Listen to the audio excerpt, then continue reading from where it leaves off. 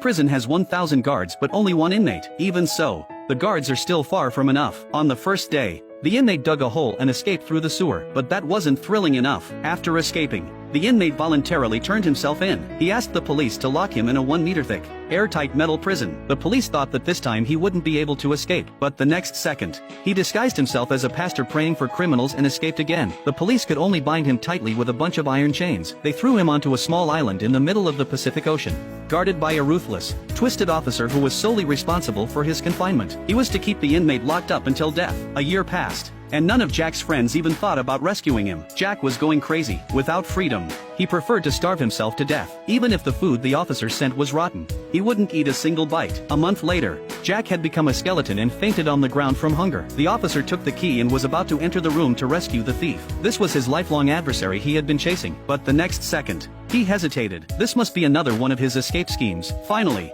Jack died. He starved himself to death in this prison. At that moment, the officer finally let down his guard and opened the prison door. He saw the corpse in front of him gradually stretching out, turning into a flat image. It turned out this was all part of Jack's plan. He used the leftover food from his starvation as paint, and his long hair as a brush, drawing the image of his own corpse from the perspective of the window while the officer was asleep, because as long as the inmate was dead, the prison would definitely open. This artistic escape inspiration had actually come to Jack when he was first captured. He voluntarily agreed to be locked up alone with the officer on the island for a year, just to take revenge on him for capturing him all these years. Then Jack proudly locked the officer in the prison. But the next second, the officer burst out laughing. Soon, news of Jack's escape made headlines. The emaciated officer was finally rescued.